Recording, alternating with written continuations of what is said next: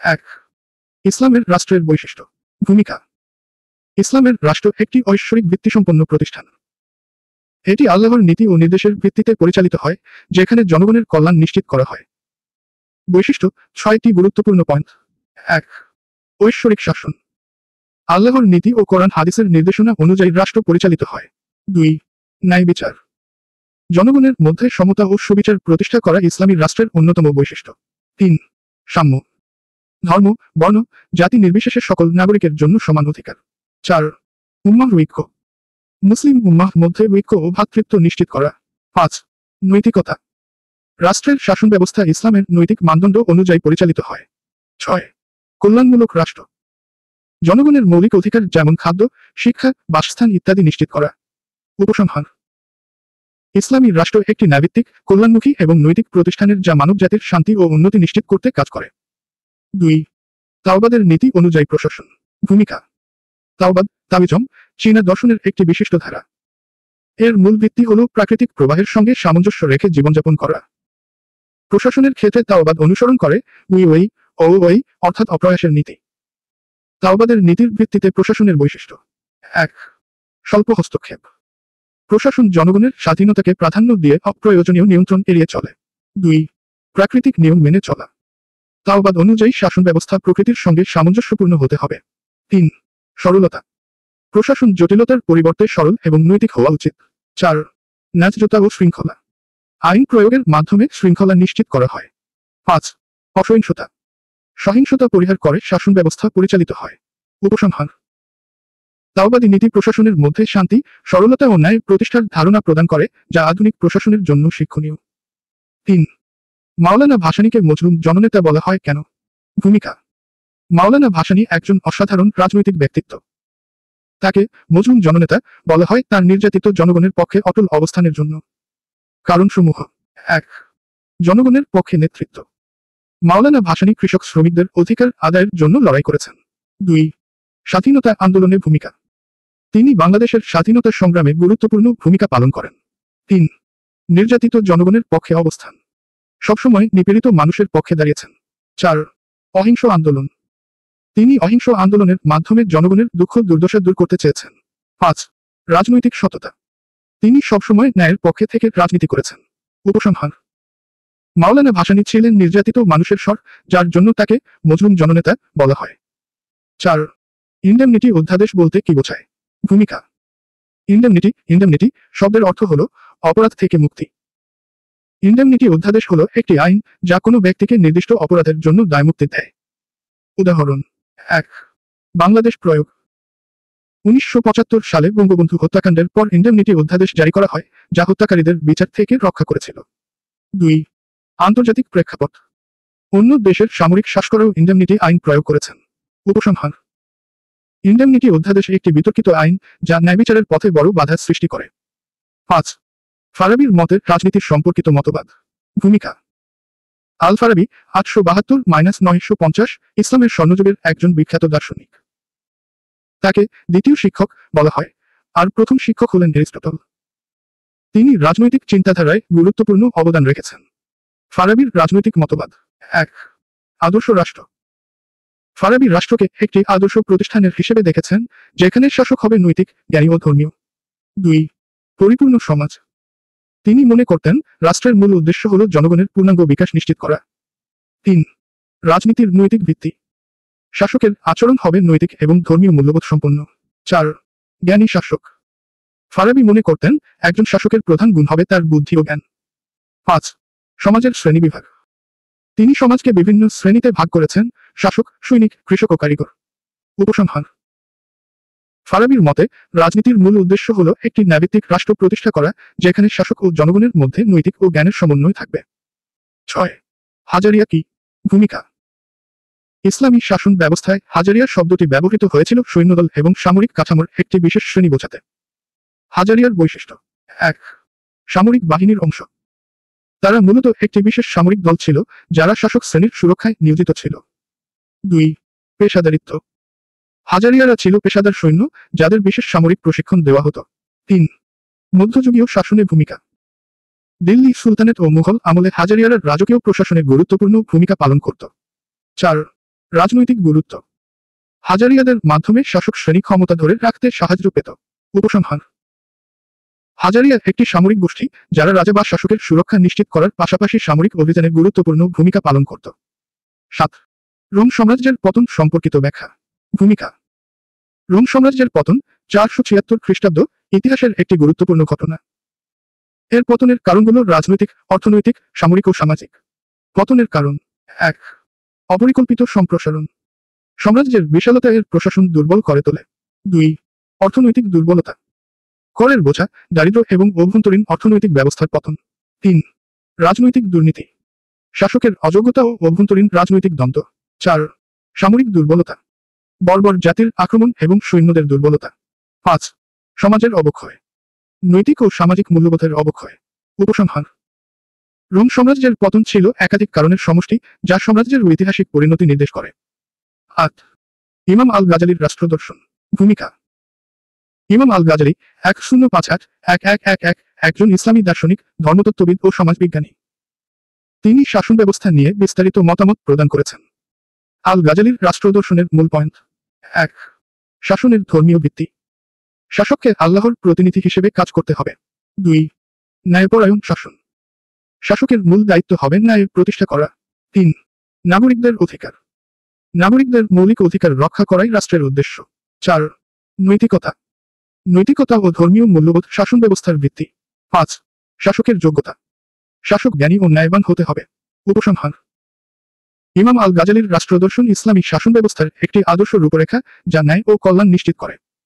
9. মাওলানা ভাসানীর অবদান। ভূমিকা। মাওলানা ভাসানী বাংলাদেশের একজন কিংবদন্তি নেতা যিনি নিপীড়িত ও অবহেলিত মানুষের জন্য কাজ করেছেন। অবদান। 1. কৃষক আন্দোলন। তিনি কৃষকদের অধিকারের জন্য আন্দোলন করেছেন। 2. আসাম রাজনীতি। আসামের রাজনীতিতে মুসলিমদের প্রতিনিধিত্ব করেছেন। 3. বাংলাদেশের স্বাধীনতা। মুক্তিযুদ্ধে জনগণকে উদ্বুদ্ধ করেছেন। 4. রাজনৈতিক সততা। সর্বদা ন্যায়ের পক্ষে অবস্থান নিয়েছেন। 5. মজলুম জননেতা উপাধি। তার সংগ্রামী জীবনের জন্য তাকে মজলুম জননেতা বলা হয়। উপসংহার। মাওলানা ভাসানী একজন মহান নেতা যিনি সর্বদা নির্যাতিত মানুষের জন্য কাজ করেছেন। 10. ইন্ডেমনিটি অধ্যাদেশের বিশদ ব্যাখ্যা। ভূমিকা। ইন্ডেমনিটি অধ্যাদেশ একটি আইন যা অপরাধীদের বিচার থেকে মুক্তি দিতে ব্যবহৃত হয়। এটি বিশেষত বাংলাদেশের ইতিহাসে বিতর্কিত অধ্যায় হিসেবে গুরুত্বপূর্ণ। বৈশিষ্ট্য। 1. উৎপত্তি। 1975 সালে বঙ্গবন্ধু হত্যাকাণ্ডের পর সামরিক শাসন জারি করে ইন্ডেমনিটি অধ্যাদেশ প্রণীত হয়। 2. উদ্দেশ্য। হত্যাকারীদের বিচার থেকে রক্ষা করা। 3. প্রভাব। এটি ন্যায় বিচারের ধারাকে বাধাগ্রস্ত করেছিল। 4. বাতিল। 1996 সালে আওয়ামী লীগ সরকার এই অধ্যাদেশ বাতিল করে। 5. আন্তর্জাতিক প্রতিক্রিয়া। এটি আন্তর্জাতিক মহলে বাংলাদেশের ভাবমূর্তি ক্ষুণ্ণ করে। উপসংহার। ইন্ডেমনিটি অধ্যাদেশ একটি অমানবিক আইন যা ন্যায়বিচারের পথ রুদ্ধ করেছিল। এর বাতিলকরণ বাংলাদেশের ইতিহাসে ইতিবাচক দৃষ্টান্ত স্থাপন করেছে। 11. ইসলামী রাষ্ট্রের নীতিমালা আলোচনা। ভূমিকা। ইসলামী রাষ্ট্র নীতিমালা কোরআন ও সুন্নাহর ভিত্তিতে গঠিত। এর মূল লক্ষ্য হল ন্যায়, সমতা ও মানবাধিকার প্রতিষ্ঠা। নীতিমালা। 1. ঐশ্বরিক শাসন। কোরআন সুন্নাহর নির্দেশনা অনুযায়ী শাসন ব্যবস্থা পরিচালিত হবে। 2. ন্যায় বিচার। শাসন ব্যবস্থার মূল ভিত্তি হবে ন্যায় ও সমতা। 3. মানবাধিকার। প্রতিটি নাগরিকের মৌলিক অধিকার রক্ষিত হবে। 4. সামাজিক কল্যাণ। দরিদ্রদের সুরক্ষা এবং অর্থনৈতিক সমতা নিশ্চিত করা। 5. নাগরিকদের দায়িত্ব। জনগণ রাষ্ট্রের আইন ও নৈতিকতার প্রতি শ্রদ্ধাশীল থাকবে। উপসংহার।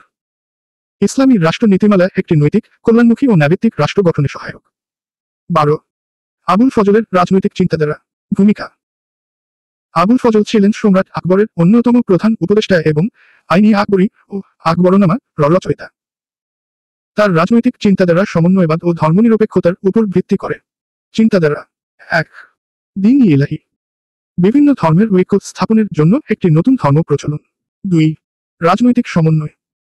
শাসন ব্যবস্থায় সকল ধর্ম ও সম্প্রদায়ের মানুষকে অন্তর্ভুক্ত করা। 3. ন্যায় বিচার। বিচার ব্যবস্থায় ধর্মের ভিত্তিতে বৈষম্য পরিহার। 4. কেন্দ্রীয় শাসন। সম্রাটের ক্ষমতা কেন্দ্রীভূত করা। 5. ধর্মনিরপেক্ষ শাসন। রাষ্ট্রকে ধর্মের প্রভাবমুক্ত রাখা। উপসংহার। আবুল ফজলের চিন্তাধারা মুঘল সাম্রাজ্যের স্থায়িত্ব ও সাম্প্রদায়িক ঐক্য বজায় রাখতে গুরুত্বপূর্ণ ভূমিকা পালন করে। 13. কনফুসিয়াসের ধারণার ভিত্তিতে বিভিন্ন দৃষ্টিভঙ্গি। ভূমিকা। কনফুসিয়াস 551-479 খ্রিস্টপূর্ব চীনে দর্শনের প্রবাদ পুরুষ।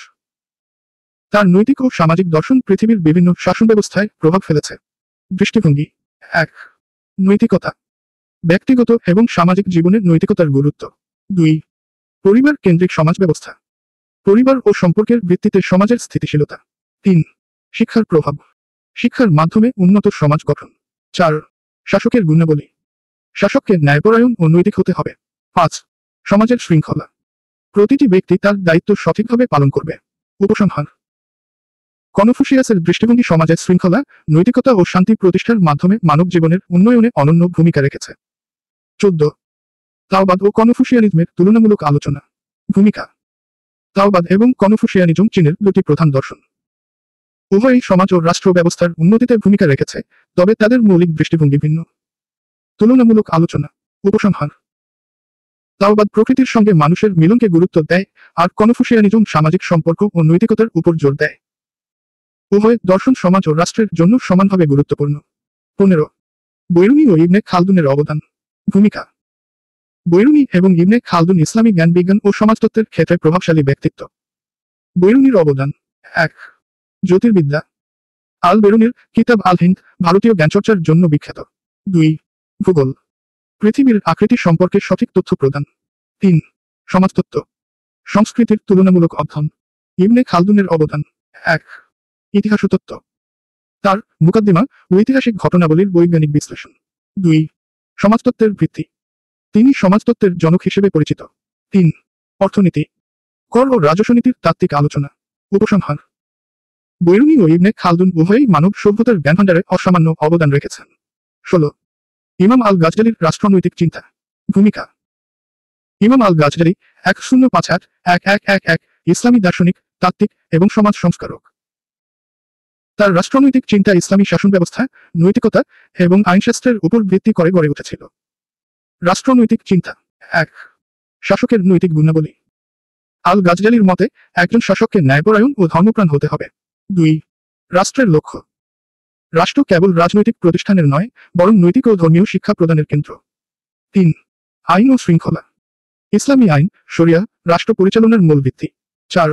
শাসক জনগণের সম্পর্ক, জনগণ ও শাসকের মধ্যে পারস্পরিক আস্থা ও দায়িত্ববোধ থাকা আবশ্যক। 5.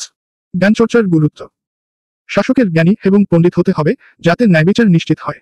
উপসংহার: ইমাম আল গাজজালির রাষ্ট্রনৈতিক চিন্তা ইসলামী রাষ্ট্রের নৈতিক ও সামাজিক উন্নয়নে গুরুত্বপূর্ণ ভূমিকা রেখেছে। 17. মাওলানা ভাসানীকে মজলুম জননেতা বলা হয় কেন? ভূমিকা: মাওলানা ভাসানী 1880-1976 ছিলেন একজন প্রভাবশালী রাজনীতিবিদ এবং কৃষক আন্দোলনের নেতা। তার মানবতাবাদী দৃষ্টিভঙ্গি ও সংগ্রামের কারণে তিনি মজলুম জননেতা হিসেবে পরিচিত। কারণসমূহ: 1. গরিবের পক্ষে কথা, তিনি দরিদ্র কৃষক ও শ্রমিকের অধিকারের পক্ষে লড়াই করতেন। 2. বৈষম্যের বিরুদ্ধে সংগ্রাম, তিনি সামন্তবাদী শোষণ ও শাসকের অন্যায়ের বিরুদ্ধে প্রতিবাদ করেছিলেন। 3. আন্তর্জাতিকতার দৃষ্টিভঙ্গি, তার আন্দোলন শুধু বাংলাদেশ নয়, সারা বিশ্বের মজলুম মানুষের জন্য ছিল। 4. ত্যাগ ও নীতিবোধ, তিনি ক্ষমতার প্রতি আগ্রহী ছিলেন না এবং সাধারণ মানুষের জন্য কাজ করেছেন। 5. আন্দোলনের নেতৃত্ব, ভাষা আন্দোলন ও 1969 এর গণঅভ্যুত্থানে তার নেতৃত্ব স্মরণীয়।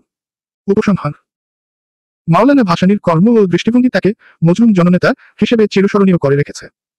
18. মাওলানা ভাসানীর অবদান। ভূমিকা: মাওলানা ভাসানী ছিলেন একজন সংগ্রামী নেতা এবং রাজনৈতিক আদর্শের প্রতীক। তার অবদান বাংলাদেশের ইতিহাসে অনন্য। অবদানসমূহ: 1.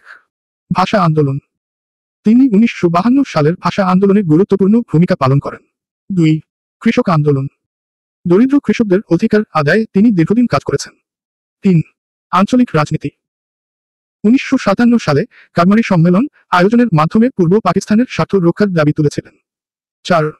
স্বাধীনতার দৃষ্টিভঙ্গি, স্বাধীন বাংলাদেশের জন্য তার সংগ্রাম অনুপ্রেরণার উৎস ছিল। 5. মানবাধিকার, মজলুম মানুষের অধিকার রক্ষার জন্য তিনি সারা জীবন কাজ করেছেন। উপসংহার: মাওলানা ভাসানীর অবদান তার সংগ্রামী চেতনাকে যুগে যুগে স্মরণীয় করে রেখেছে। 19. তাওবাদ অনুযায়ী শাসন ব্যবস্থা। ভূমিকা: তাওবাদ তাওয়িজম হল চীনের একটি প্রাচীন দার্শনিক ধর্ম, যার প্রতিষ্ঠাতা লাওজু।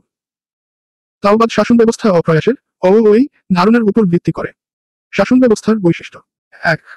অপ্রয়াসের নীতি, শাসকের উচিত প্রকৃতির ধারাকে অনুসরণ করা এবং অপ্রয়োজনীয় হস্তক্ষেপ এড়ানো। 2. স্বাধীনতা, জনগণের স্বাভাবিক জীবনযাপন নিশ্চিত করা। 3. ন্যায় বিচার, শাসন ব্যবস্থায় ন্যায় ও সমতা বজায় রাখা। 4. সামঞ্জস্য, শাসক ও প্রজার মধ্যে সামঞ্জস্যপূর্ণ সম্পর্ক বজায় রাখা। 5. শান্তিপূর্ণ সমাজ, যুদ্ধ ও সংঘাত এড়িয়ে শান্তি প্রতিষ্ঠা করা। উপসংহার: তাওবাদ শাসন ব্যবস্থা একটি নিঃশব্দ কিন্তু কার্যকর প্রশাসনিক মডেল হিসেবে পরিচিত। 20. মাওলানা আবুল হামিদ খান ভাসানীর রাজনৈতিক জীবন। ভূমিকা: মাওলানা ভাসানী একজন মহান রাজনৈতিক নেতা ও সংগ্রামী চেতনার প্রতীক। তার রাজনৈতিক জীবন অসাধারণ সংগ্রামের একটি অধ্যায়। রাজনৈতিক জীবনের ধাপসমূহ: 1. প্রারম্ভিক জীবন, ধর্মীয় শিক্ষা গ্রহণ করে তিনি জনগণের সেবায় আত্মনিয়োগ করেন। 2. ব্রিটিশ বিরোধী আন্দোলন, ব্রিটিশ শাসনের বিরুদ্ধে আন্দোলনের সক্রিয় ভূমিকা পালন করেন। 3. বাংলার রাজনীতি, তিনি আওয়ামী মুসলিম লীগ গঠনে গুরুত্বপূর্ণ ভূমিকা পালন করেন। 4. স্বাধীনতার সংগ্রাম, বাংলাদেশের স্বাধীনতা আন্দোলনে তার নেতৃত্ব স্মরণীয়। 5. সাধারণ মানুষের পাশে, তার আন্দোলন সবসময় গরিব ও মজলুম মানুষের পক্ষে ছিল। উপসংহার: মাওলানা ভাসানীর রাজনৈতিক জীবন ছিল সংগ্রাম, আত্মত্যাগ এবং নেতৃত্বে অনন্য দৃষ্টান্ত। 21. ইসলামী রাষ্ট্রের রাজনৈতিক নীতিমালা। ভূমিকা: ইসলামী রাষ্ট্র এমন একটি রাষ্ট্র ব্যবস্থা যেখানে ইসলামের নীতি, আদর্শ এবং আইন দ্বারা শাসন পরিচালিত হয়। এটি আল্লাহর বিধান ও রাসূলের সুন্নাহকে কেন্দ্র করে গড়ে ওঠে। ইসলামী রাষ্ট্রের নীতিমালা: 1. শরিয়াহ ভিত্তিক শাসন, ইসলামী রাষ্ট্রে কোরআন ও সুন্নাহর ভিত্তিতে আইন প্রণয়ন ও প্রয়োগ হয়। 2. ন্যায় বিচার, সকল নাগরিকের জন্য সমান ন্যায় বিচার নিশ্চিত করা হয়। 3. জনকল্যাণ, জনগণের কল্যাণ এবং আর্থসামাজিক উন্নয়নকে অগ্রাধিকার দেওয়া হয়। 4. ধর্মীয় স্বাধীনতা, অমুসলিম নাগরিকদের ধর্ম পালনের স্বাধীনতা নিশ্চিত করা হয়। 5. পরামর্শমূলক শাসন, শুরা, শাসন ব্যবস্থায় পরামর্শকে শুরা গুরুত্বপূর্ণ ভূমিকা দেওয়া হয়। 6. অর্থনৈতিক সমতা, সম্পদ বন্টনের সমতা এবং জাকাত ব্যবস্থা চালু রাখা হয়। 7. নৈতিকতা ও আদর্শ, রাষ্ট্রের নৈতিক মূল্যবোধ ও ধর্মীয় আদর্শ বজায় রাখা হয়। 8. মানবাধিকার রক্ষা, প্রত্যেক নাগরিকের মৌলিক অধিকার সংরক্ষণ করা হয়। 9. আন্তর্জাতিক সম্পর্ক, শান্তিপূর্ণ সহাবস্থান এবং ন্যায়ভিত্তিক আন্তর্জাতিক সম্পর্ক প্রতিষ্ঠা করা হয়। 10. নিরাপত্তা ব্যবস্থা, সকল নাগরিকের নিরাপত্তা নিশ্চিত করা হয়। উপসংহার: ইসলামী রাষ্ট্র একটি পূর্ণাঙ্গ আদর্শ রাষ্ট্র ব্যবস্থা যা ধর্মীয় নীতি ও মানব কল্যাণের সমন্বয়ে গড়ে ওঠে। 22. আবুল ফজলের রাজনৈতিক দর্শন। ভূমিকা: আবুল ফজল 1551-1602 ছিলেন মুঘল সম্রাট আকবরের প্রধানমন্ত্রী ও দার্শনিক। তার রাজনৈতিক চিন্তাধারা মুঘল সাম্রাজ্যের শাসন ব্যবস্থার একটি গুরুত্বপূর্ণ ভিত্তি।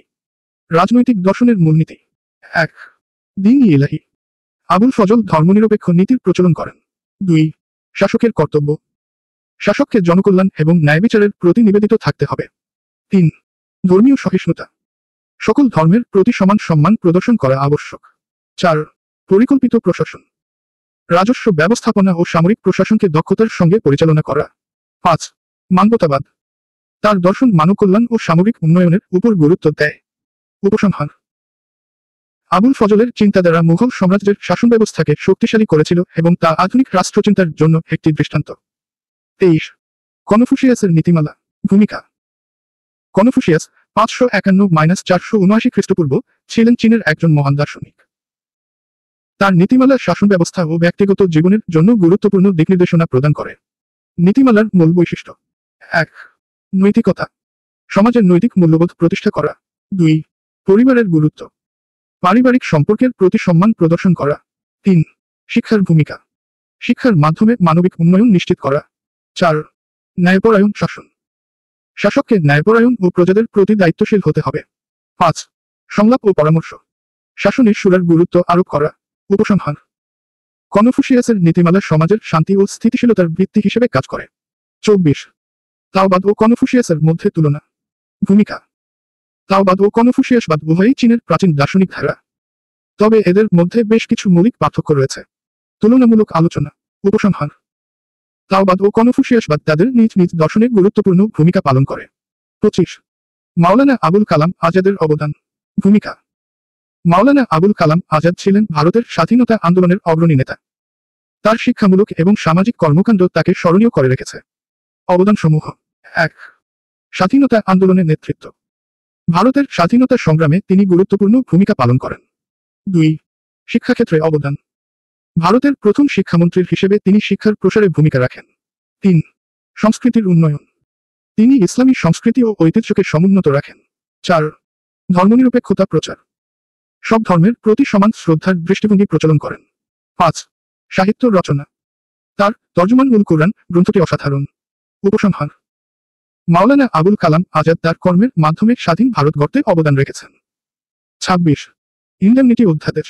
ভূমিকা। ইন্ডেমনিটি অধ্যাদেশ 1975 সালে বাংলাদেশ প্রণীত একটি বিতর্কিত আইন, যা জাতির পিতা বঙ্গবন্ধু শেখ মুজিবুর রহমানের হত্যাকারীদের বিচারের হাত থেকে রক্ষা করেছিল। বৈশিষ্ট্য: 1. আইন প্রণয়ন। 1975 সালের 26শে সেপ্টেম্বর এই অধ্যাদেশটি প্রণয়ন করা হয়। 2. দায়মুক্তি। বঙ্গবন্ধু হত্যার সঙ্গে জড়িত ব্যক্তিদের বিচারের আওতামুক্ত রাখা হয়। 3. প্রভাব। এই অধ্যাদেশ দীর্ঘদিন ন্যায় বিচারের পথে বাধা সৃষ্টি করে। 4. আইন বাতিল। 1996 সালে আওয়ামী লীগ সরকার ক্ষমতায় আসার পর এটি বাতিল করা হয়। উপসংহার: ইন্ডেমনিটি অধ্যাদেশ ইতিহাসের একটি অন্ধকার অধ্যায়, যা আইনের শাসনের পরিপন্থী ছিল। 27. ইসলামী রাষ্ট্রের শিক্ষানীতি। ভূমিকা। ইসলামী রাষ্ট্রের শিক্ষানীতি মূলত কুরআন, সুন্নাহ এবং ইসলামের নৈতিক মূল্যবোধের উপর ভিত্তি করে গড়ে ওঠে। এটি শুধু জাগতিক শিক্ষা নয়, আধ্যাত্মিক ও নৈতিক শিক্ষাকেও সমান গুরুত্ব দেয়। ইসলামী শিক্ষানীতির বৈশিষ্ট্য: 1. কুরআন ও সুন্নাহর উপর ভিত্তি। শিক্ষার মূল ভিত্তি আল্লাহর বাণী এবং রাসূলের আদর্শ। 2. ন্যায় বিচারের শিক্ষা। ব্যক্তিগত এবং সামাজিক জীবনে ন্যায় বিচার প্রতিষ্ঠার লক্ষ্যে শিক্ষা প্রদান। 3. ধর্মীয় ও জাগতিক জ্ঞান। উভয়ের মধ্যে সমন্বয় সাধন করা। 4. নৈতিকতা ও চরিত্র গঠন। সৎ, উদার ও মানবিক ব্যক্তিত্ব গড়ে তোলার ওপর জোর দেওয়া। 5. সকলের জন্য শিক্ষা। নারী পুরুষ, ধনী গরিব নির্বিশেষে শিক্ষার সুযোগ নিশ্চিত করা। 6. প্রযুক্তি ও বিজ্ঞান। বিজ্ঞান ও প্রযুক্তিগত জ্ঞানকে ইসলামের নীতিমালার সাথে সামঞ্জস্য রেখে ব্যবহার করা। 7. আন্তর্জাতিক দৃষ্টিভঙ্গি। ইসলামের মূলনীতির আলোকে বিশ্ব মানবতার কল্যাণে শিক্ষাকে কাজে লাগানো। উপসংহার: ইসলামী শিক্ষানীতি একটি পূর্ণাঙ্গ নীতিমালা, যা মানুষের ব্যক্তিগত উন্নয়নের পাশাপাশি সমাজ ও রাষ্ট্রের কল্যাণ নিশ্চিত করে। 28. আবুল ফজলের ঐতিহাসিক গ্রন্থসমূহ। ভূমিকা। আবুল ফজল ছিলেন একজন প্রখ্যাত মুঘল ঐতিহাসিক ও লেখক। তার রচিত গ্রন্থসমূহ মুঘল সাম্রাজ্যের ইতিহাস ও প্রশাসন সম্পর্কে সমৃদ্ধ তথ্য প্রদান করে। আবুল ফজলের উল্লেখযোগ্য গ্রন্থসমূহ: 1. আকবরনামা। সম্রাট আকবরের জীবনী ও মুঘল সাম্রাজ্যের ইতিহাস নিয়ে লেখা। 2. আইনি আকবরী। মুঘল সাম্রাজ্যের আইন, প্রশাসন, রাজস্ব ব্যবস্থা ও সামরিক ব্যবস্থার বিবরণ। 3. রুকাতি আবুল ফজল। তার ব্যক্তিগত পত্রের সংকলন। উপসংহার: আবুল ফজলের গ্রন্থসমূহ মুঘল সাম্রাজ্যের প্রশাসনিক দক্ষতা এবং তার চিন্তাধারার প্রতিফলন। 29. ইমাম গাজজালির রাজচিন্তা। ভূমিকা। ইমাম গাজজালি 1058-1111 ছিলেন ইসলামের অন্যতম শ্রেষ্ঠ দার্শনিক। তার রাষ্ট্রচিন্তা ইসলামের নৈতিক ও ধর্মীয় মূল্যবোধের ভিত্তিতে প্রতিষ্ঠা। রাষ্ট্রচিন্তার মূল বিষয়: 1. ন্যায় বিচারের শাসন। রাষ্ট্রে ন্যায় ও সুবিচার প্রতিষ্ঠা করা। 2. নৈতিকতা ও আদর্শ। শাসকদের নৈতিক ও ধর্মীয়ভাবে আদর্শবান হতে হবে। 3. আল্লাহর আইন। শাসন ব্যবস্থা কুরআন ও সুন্নাহর সাথে সামঞ্জস্যপূর্ণ হওয়া উচিত। 4. জনকল্যাণ। শাসনের প্রধান উদ্দেশ্য জনগণের কল্যাণ সাধন। 5. ধর্মীয় সহিষ্ণুতা। মুসলিম ও অমুসলিম নাগরিকদের মধ্যে শান্তিপূর্ণ সহাবস্থান নিশ্চিত করা। উপসংহার: ইমাম গাজজালির রাষ্ট্রচিন্তা ইসলামের আদর্শ রাষ্ট্র ব্যবস্থার ভিত্তি স্থাপনে গুরুত্বপূর্ণ ভূমিকা পালন করে। 30. মাওলানা ভাসানীকে মজলুম জননেতা বলা হয় কেন? ভূমিকা। মাওলানা আব্দুল হামিদ খান ভাসানী 1880-1976 ছিলেন একজন কৃষক ও শ্রমিক বান্ধব নেতা। তার সংগ্রাম, ত্যাগ ও জনকল্যাণমূলক কাজের জন্য তাকে মজলুম জননেতা বলা হয়। কারণসমূহ: 1. শোষিতদের পক্ষে অবস্থান। তিনি শোষিত কৃষক ও শ্রমিকদের অধিকার আদায় আন্দোলন করেন। 2. বঞ্চিতদের কণ্ঠস্বর। বঞ্চিত ও নির্যাতিত জনগণের পক্ষে তিনি সবসময় সোচ্চার ছিলেন। 3. রাজনৈতিক ত্যাগ। ব্যক্তিগত স্বার্থের ঊর্ধ্বে উঠে জনগণের কল্যাণে কাজ করেছেন। 4. সংগ্রামী জীবন। পাকিস্তান ও ব্রিটিশ শাসনের বিরুদ্ধে সাহসী ভূমিকা পালন করেন। 5. সত্যবাদিতা ও ন্যায়পরায়ণতা। তার নেতৃত্ব ছিল ন্যায় ও সততার উপর ভিত্তি করে। উপসংহার: মাওলানা ভাসানী তার ত্যাগ ও সংগ্রামের মাধ্যমে শোষিত জনগণের জন্য কাজ করে মজলুম জননেতা উপাধি অর্জন করেন। 31. মাওলানা ভাসানীর অবদান সংক্ষেপে আলোচনা করুন। ভূমিকা। মাওলানা ভাসানী ছিলেন শোষিত, বঞ্চিত এবং নিপীড়িত মানুষের নেতা। তার রাজনৈতিক ও সামাজিক আন্দোলনগুলো তাকে একজন গণমানুষের নেতা হিসেবে পরিচিত করেছে। অবদান 1. কৃষক আন্দোলন 1950 সালে কৃষকদের অধিকার আদায়ে তিনি কিষাণ আন্দোলন পরিচালনা করেন। 2. পাকিস্তান বিরোধী আন্দোলন পূর্ব পাকিস্তানের মানুষের অধিকারের জন্য সংগ্রাম করেছিলেন। 3. ভাসানী সম্মেলন 1957 সালে কাগমারি সম্মেলন তার একটি ঐতিহাসিক পদক্ষেপ যেখানে তিনি গণমানুষের মুক্তির ডাক দেন। 4. বাংলাদেশ স্বাধীনতা আন্দোলন মুক্তিযুদ্ধের সময় মাওলানা ভাসানী গুরুত্বপূর্ণ ভূমিকা পালন করেন। 5. সামাজিক সংস্কার তিনি সমাজে ন্যায়, সাম্য ও মানবিকতার প্রচার করেন। 6. দলত্যাগী রাজনীতি তিনি নিজস্ব আদর্শের ওপর ভিত্তি করে রাজনীতি করেছেন এবং ক্ষমতার মোহ থেকে দূরে ছিলেন। উপসংহার মাওলানা ভাসানীর নেতৃত্ব ছিল নির্যাতিত জনগণের মুক্তির প্রতীক। তার অবদান ইতিহাসে অমর হয়ে থাকবে। 32. ইন্ডেমনিটি অধ্যাদেশ বলতে কি বোঝায়? সংজ্ঞা ইন্ডেমনিটি অধ্যাদেশ হলো এমন একটি আইন বা অধ্যাদেশ যা কোনো বিশেষ ব্যক্তি বা গোষ্ঠীকে আইনগত দায় থেকে অব্যাহতি প্রদান করে। ইন্ডেমনিটি অধ্যাদেশ বাংলাদেশের প্রেক্ষাপটে 1. উৎপত্তি 1975 সালের 15 আগস্ট বঙ্গবন্ধু শেখ মুজিবুর রহমান হত্যাকাণ্ডের পর ঘাতকদের বিচারের হাত থেকে রক্ষা করার জন্য এই অধ্যাদেশ জারি করা হয়। 2. প্রভাব এটি বিচারহীনতার সংস্কৃতি তৈরি করে এবং ঘাতকদের অব্যাহতি দেয়। 3. বাতিল 1996 সালে আওয়ামী লীগ সরকার ক্ষমতায় আসার পর এই অধ্যাদেশ বাতিল করা হয়। উপসংহার ইন্ডেমনিটি অধ্যাদেশ ছিল বাংলাদেশের বিচার ব্যবস্থার একটি অন্ধকার অধ্যায় যা পরবর্তীতে বাতিল করা হয়। 33. তাওবাদ ও কনফুসিয়ানিজমের মধ্যে তুলনা